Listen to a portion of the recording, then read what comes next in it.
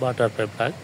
আসসালামু আলাইকুম, সবাইকে স্বাগতম। এই মুহূর্তে চট্টগ্রাম বাটারফ্লাই প্রজাপতি পার্কে কিন্তু আমরা রয়েছি।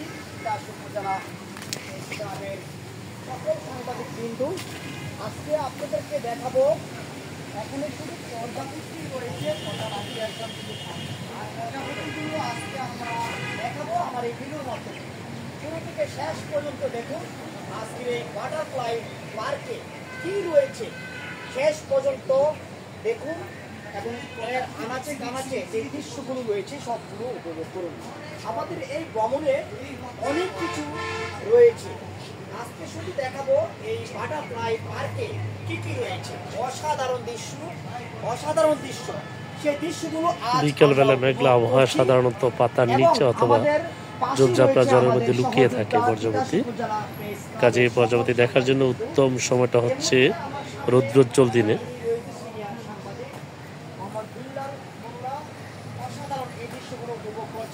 আরেকটি দৃশ্য আপনাদেরকে দেখাচ্ছি, এই যে একটি ছোট একটি দৃশ্য। আসলে আমরা বাংলাদেশের বিভিন্ন স্থানে পর্যটক কেন্দ্রগুলো যখন ভ্রমণ করি তখন আমরা বুঝতে পারি কত সুন্দর সুন্দর স্থান রয়েছে আমাদের এই নাগালের বাইরে। যখন আসি তখনই দেখতে পাই। আসলে আপনিও বিভিন্ন স্থানে চেষ্টা করবেন ঘোরার জন্য। আমরাও আমার এই ভিডিওর মাধ্যমে দেখানোর চেষ্টা করছি এই বাটারফ্লাই পার্কে কি কি রয়েছে। এবং লাইক কমেন্ট করে আপনার মতামত জানাবেন কেমন লাগছে। আসলে আমার কাছে অনেকটাই ভালো লাগে, আপনাদের কাছে কেমন লাগবে এবং কেমন লাগছে সেই মতামতটা কমেন্টে জানাবেন। দর্শক, অসাধারণ দৃশ্য। আসলে বাংলাদেশে বিভিন্ন স্থানে এত সুন্দর সুন্দর দৃশ্যগুলো রয়েছে, আমরা বুঝতে পারি এত সুন্দর দৃশ্য রয়েছে বাংলাদেশের বিভিন্ন পর্যটক স্থানের মধ্যে। বিভিন্ন ক্যামেরা নিয়ে ব্যস্ত আছে, আমিও কিন্তু দেখতে পাচ্ছি ঝর্ণা, বাটারফ্লাই কিন্তু একটি ঝর্ণা রয়েছে। আমরা আসলে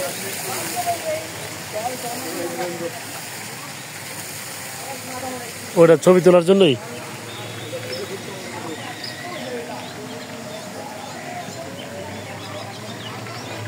পর্যাবর্তী পার্ক, দৃশ্যমান প্রজাপতি, কিন্তু এখনো বাস্তবে কোনো প্রজাপতি দেখতে পাচ্ছি না। আরে না, এই সময় প্রজাপতি পাতার নিচে থাকে, রৌদ্রোজ্জ্বল সময়ের মধ্যে পাওয়া যায়। এখন আমরা বিকেলবেলা।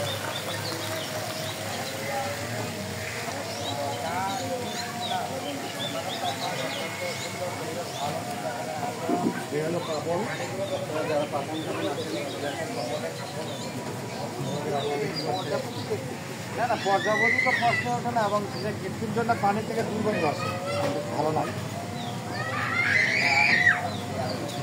এর দূরে দেবো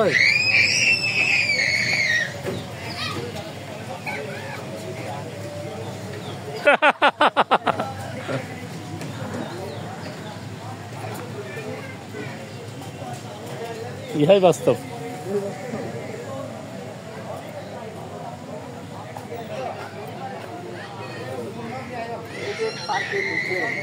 প্রজাপতি দেখবেন, কিন্তু দেখেছেন আসলে ইউটিউব সার্চ দিলে আমরা যে তথ্যটা পাই যে ভারত উপমহাদেশের একমাত্র প্রজাপতি পার্ক বাংলাদেশে অবস্থিত।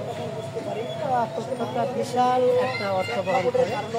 আসলে সিজনের কারণে হয়তো আমরা কিন্তু সেই ভিডিওর মাধ্যমে মিডিয়ার যায়নি, কিন্তু আসলে কি প্রজাপতি দেখতে গেছিলেন? আমি গেছিলাম প্রজাপতি দেখতে হবে রৌদ্রোজ্জ্বল সময়ে।